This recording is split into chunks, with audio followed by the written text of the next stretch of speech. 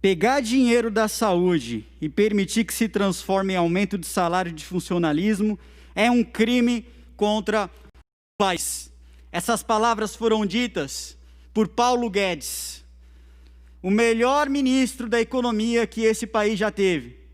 Fazendo aqui um paralelo, o ministro da Fazenda, aquele que cuida do tesouro público, aquele que cuida do erário brasileiro. Senhores, o veto 17, que foi colocado pelo nosso presidente Jair Bolsonaro, não foi para castigar servidores públicos ou o funcionalismo público.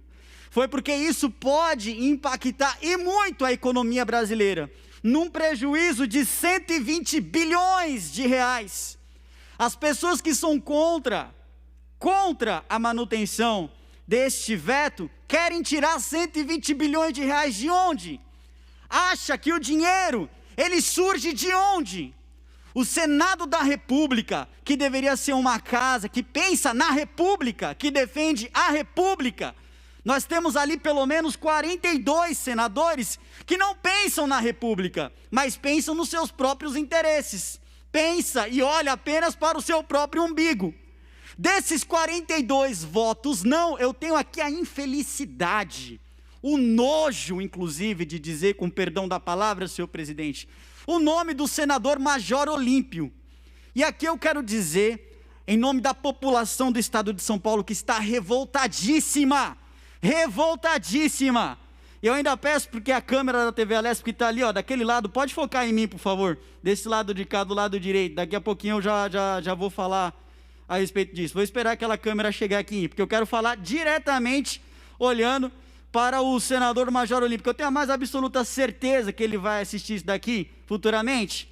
Que Major Olímpio, é o seguinte, nobre senador, o senhor que gosta de ligar para as pessoas ameaçando, o senhor como fez como cidadão ameaçando, que não é o papel de um parlamentar, eu gostaria que o senhor gravasse na sua memória uma coisa: se o senhor hoje é senador da República, foi porque o senhor foi eleito às custas de Jair Bolsonaro.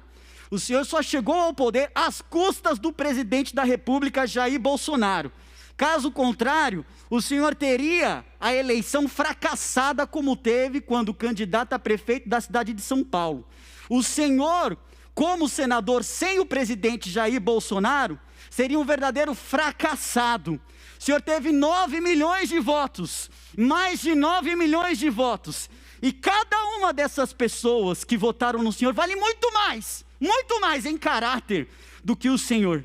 Porque o senhor não passa de um traidor, Judas Iscariotes. E a população do estado de São Paulo não aceita traidores. O senhor não é bem-vindo no estado de São Paulo. O senhor não passa de um traidor.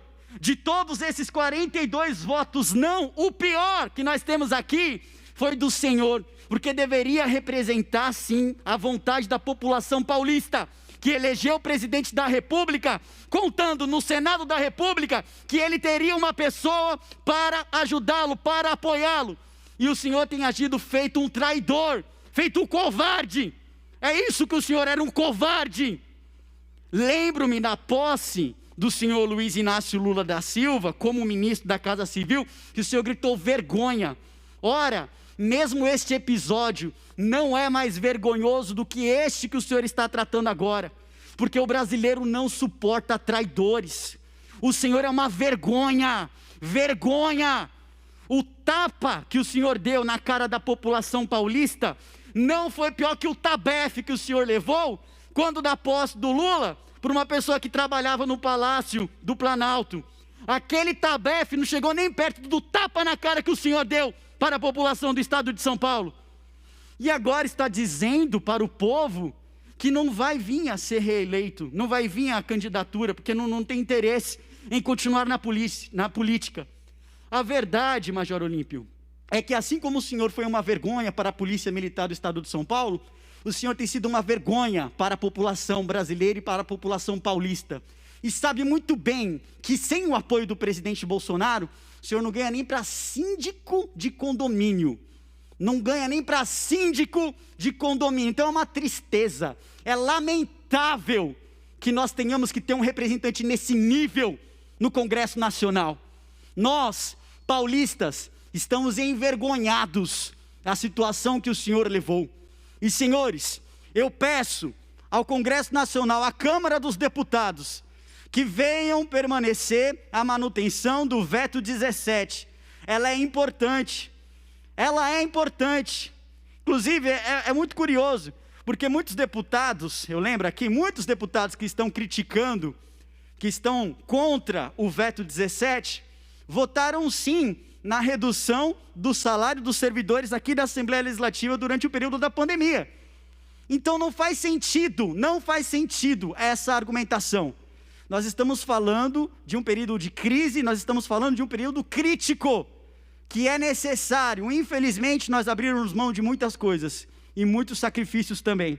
E é por isso que eu peço aos nobres deputados, que conversem com a base aliada, na Câmara dos Deputados, porque é necessário que este veto 17 se mantenha, e não venha a ser derrubado. Caso contrário, nós teremos 120 bilhões, essa é a prospecção de prejuízo ao erário. Muito engraçado, deputados do PSOL se contraporem a isso, quando os deputados do PSOL não dizem o porquê, o próprio partido que está devendo a Previdência Social não paga, está cheio de dívida com o fisco, e eu posso provar. Quer fazer com que o nosso país, o nosso Brasil, dê o calote nas contas públicas também. O Brasil não aguenta. Nós chegamos num período em que nós não podemos mais simplesmente abrir as portas dos cofres públicos da maneira com que vem sido feita. Estado de calamidade para cá, estado de calamidade para lá, é covidão, é escândalo de corrupção. Rio de Janeiro, São Paulo, diversos estados da federação. Para concluir, senhor presidente, diversos estados da federação, e infelizmente nós temos irresponsáveis no Senado da República, como o senador Major Olímpio. Muito obrigado, senhor presidente.